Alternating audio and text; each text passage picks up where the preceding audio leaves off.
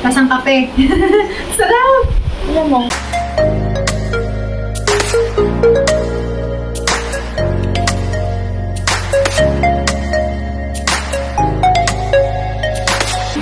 Hi guys! Welcome back to my channel. It's Lisa Sarmiento. So for today's video, we're gonna make a coffee jelly. So we already bought the jelly, and it's the jelly here. So that's the jelly. It's not it's still liquid, not dry. Just wait. We have to wait here. So ayan guys, itayin muna natin na lumamig para mabuo yung ating coffee jelly. Then mag-shower muna ako. After shower siguro matigas na siya. Then we will make a coffee jelly. So later. Manap na to. Ito na lang. Bell.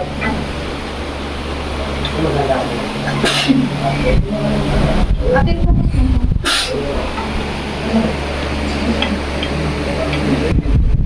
Ganito ang mga ito. Ganito lang ba? Ayan ito.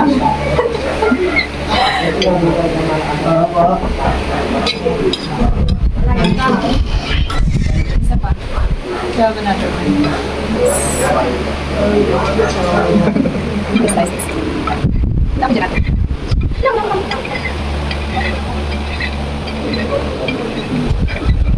Parang lalaki nyo.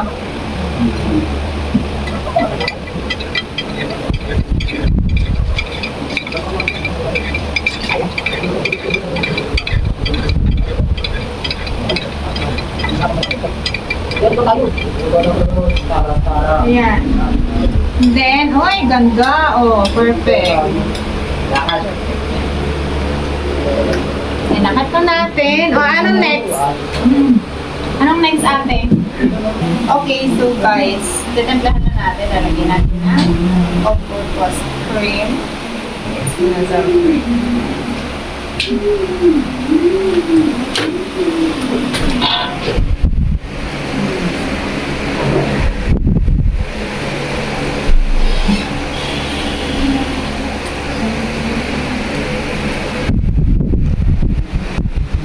We're just mix.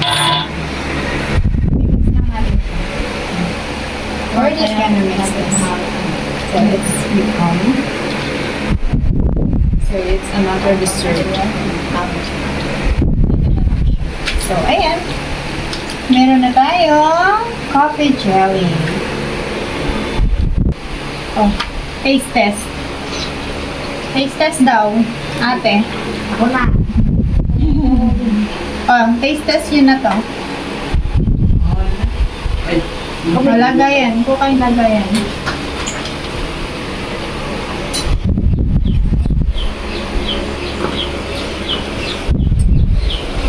Sasabihin ba gamamin ito o hindi? Dapat masarap po. Kasi kung hindi masarap po ka nang kakain bukas. Ay. Careful.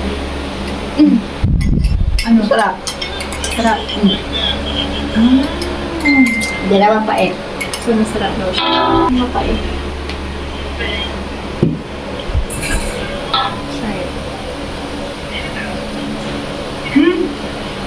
Lasang kape.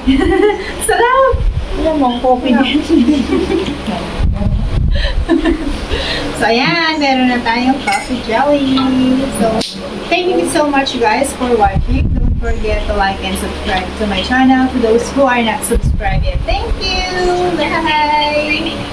Madre na vlogger.